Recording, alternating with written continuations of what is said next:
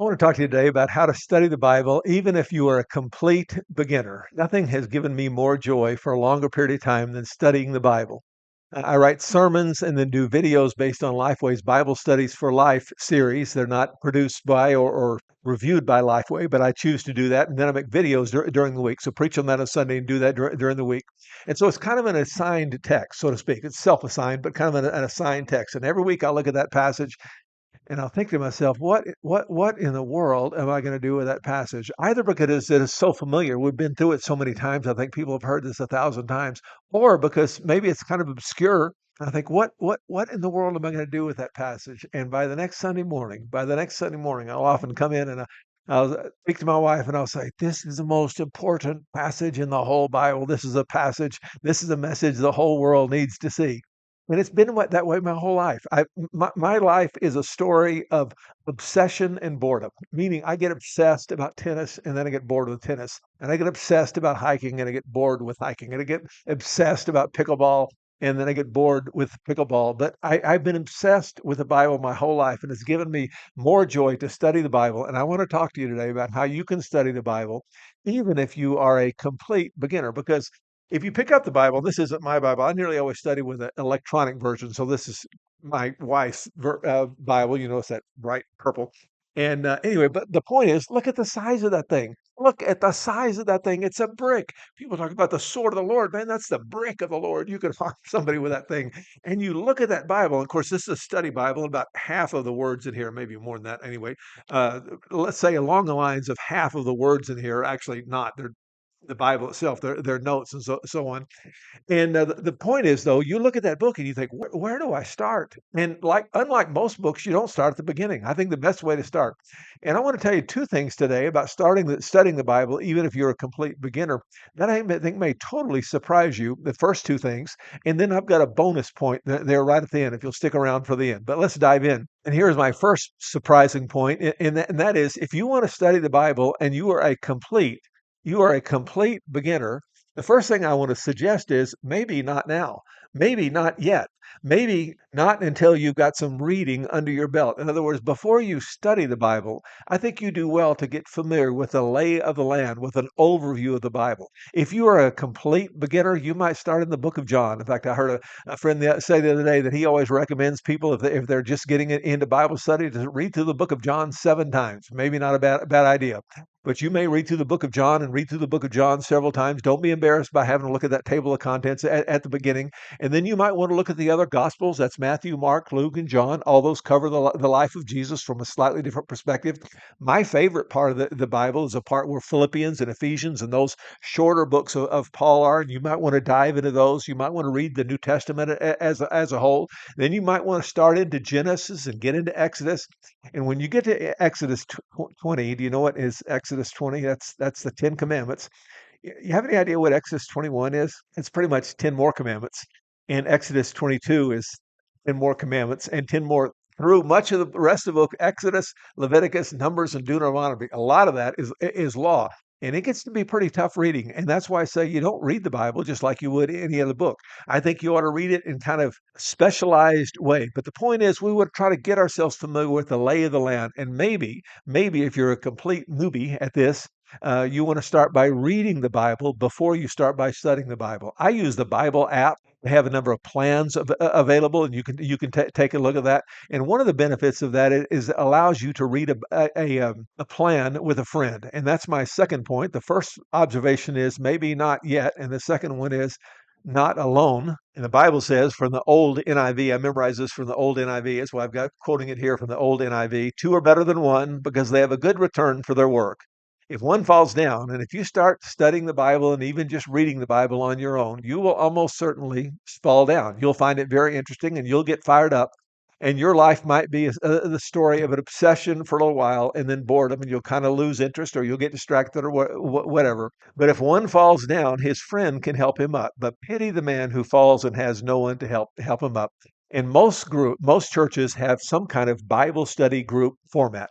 They have a adult Sunday school class, we used to call it. Most churches don't call that anymore, but they call it small groups or they call it life groups or some other group. But my vision for you is you to join a group and not just join the group, but join that group and come prepared every week to study the Bible around the topic that your group is studying. So my group, we use best-selling books. In other words, right now we're using Chuck Swindoll's book on the life of Jesus, and we got a number of the men in my class. This was on the back of my mind as I sat in my Bible study group this last week, and I could tell several of the men in my group had read, and they come to the table. They come to the table with some information that they read from this week's study and also from a lifetime of studying the Bible. And it is a great Bible study group if you've got a group full of people who will study the Bible on their own and then come together to share their insights. And so the first two insights, maybe not yet, get an overview of the Bible first, and maybe not alone. We want to try to do this in the context of a group in an ideal world. And then we want to simply look at the question, what is Bible study anyway? And here's my definition. Bible study is about connecting the Bible with life, connecting the Bible and life. And purists will tend to say you got to start with the Word of God. And I think, generally speaking, that probably is the best way to start with the Bible and figure out how to connect it with life. But if you've got something going on in your life, you've got an issue around forgiveness, or you've got an issue around you want to understand prayer or some other issue, you might want to start with life. You want to start with what is going on in your life, and then ask the question, what does the Bible have to say about that? And there's not a lot of tools. You just use good old-fashioned Google to search that if you want. What does the Bible say about forgiveness? What does the Bible say about prayer? Use your favorite AI, ChatGPT, or something else. I would inform it that I want a conservative approach. Something you might ask it, what would David Jeremiah say about this, or what would John MacArthur say about this? But the point is, Bible study is about both connecting the Bible and life. It is about both the Bible and life, and we want to look at both. So that's what Bible study is. Now, the $64,000 question, how do we do Bible study? How do we do Bible study? And here is my answer. Here is my definition. Bible study is about bombarding the text with a bunch of questions and finding the answers with a view to application. It is about bombarding the text with a gazillion questions and finding the answers with a view to application. Now, I just did a video a couple of weeks ago. You can find that online. I'll put that in the description about how to study the Bible, to teach the Bible if you only have about 15 minutes. And I gave you about 10 questions. And these are 10 questions you could use every week to study the Bible. Whether you start with the Bible or you start with life, and then now you have some Bible verses, you might ask these 10 questions. There are 6 core questions and then 4 bonus questions. The 4 core questions are, what does the Bible say? What does the Bible mean? What do we learn about God? What do we learn about ourselves? What do we learn about Christian living? And what is the application? What does the Bible say? What does the Bible mean? What do we learn about God? What do we learn about ourselves? What do we learn about Christian living? What is the application? And those 6 questions, you bombard any passage with those 6 questions, and you're going to be well on your way to understanding that question.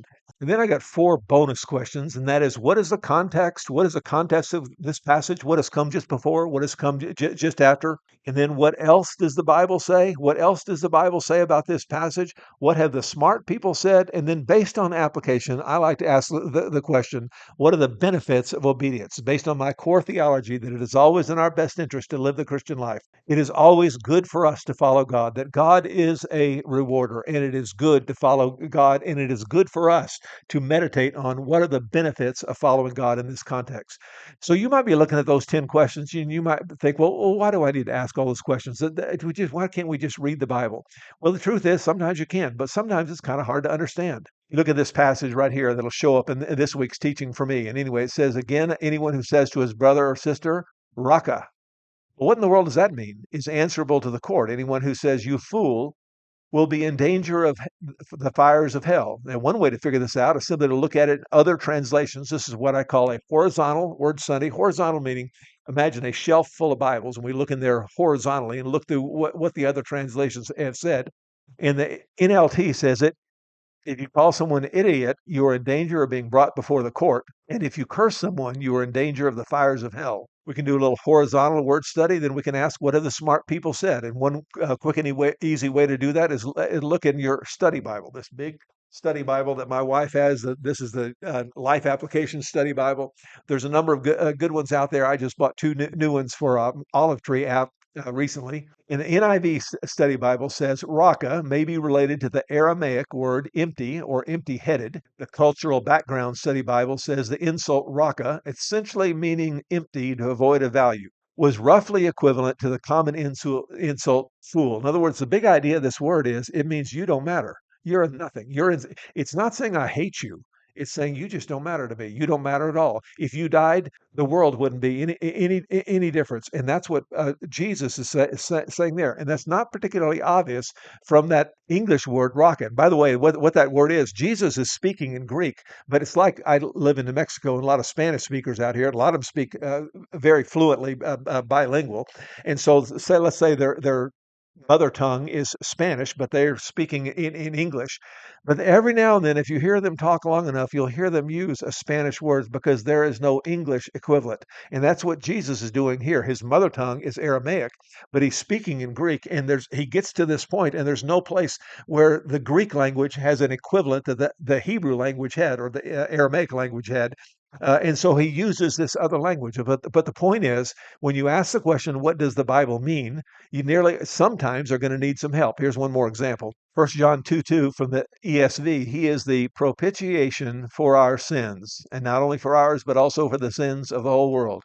And again, a quick, easy way to deal with that is just do a little horizontal word study. So we're going to look this up in the NIV, and it says, He is the atoning sacrifice for our sins, not only for ours, but also the sins of the whole world. One quick way of looking this up, by the way, is on the website. There's also an app, but website or app Bible Hub. And you can look up that passage and you'll see it. And there's 6 or 8 listed here. But if we scroll down on the screen, there'll be a whole bunch more. And you can instantly look this up in 6 or 8 or 10 or more translations and ask the question, what have other translations dealt with this particular word? Another great resource is gotquestions.org. There's a website and an app, some paper books if you want to buy them, as well as some books and Logos Bible software. But it's a great resource, and I found it to be a very trusted, kind of even-handed resource about many difficult biblical questions. And then the last question we want to ask is, what do I want to do about what I learned today? What do I want to do about what I learned today? The Bible says, do not merely listen to the word. Do not merely listen to the word and so deceive yourself. You don't deceive yourself by listening to heresy so much as you deceive yourself. You deceive yourself by listening to the word and not doing what it says. But because we think because we're listening to the word, I sat in church, so I must be getting godly. I read my Bible, so I must be getting godly. I must be making progress because I studied. I went to that small group. I went to that small group Bible study. I must be getting godly. And the question is, are you a doer of the word? We want to be doers of the word and not hearers only. And so we want to constantly ask the question, what is the application? What do I want to do about what I heard today? We don't want to just become smarter sinners. We want to be doers of the word.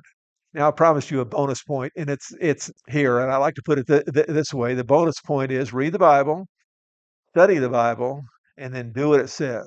Here's the application. Read the Bible, study the Bible. Now you go out and try really hard to do what it says. Is that Christian living? And I guarantee if I were to teach that to my people this Sunday, they would immediately give me the sound like buzz. They knew that's wrong because there's more to it than that. There's more to the Christian life than simply trying really hard to be good. As the old hymn has it, it's trust and obey. It's knowing that without Christ, I can do nothing. Jesus said, without me, you can do nothing. And it's also knowing that I can do all things through Christ who strengthens me. And so I am, in fact, going to try as hard as I can. The Bible says over and over, make every effort. And I am going to make every effort, knowing that unless His Holy Spirit empowers me and enables me, I will never be able to do this. Now, if you got any questions about this, I'm happy to look at those. I'd be curious for you to put those in the comments below. And those may be the subject of a future study for me, but may God richly bless you as you study His Word, even if you are a complete beginner.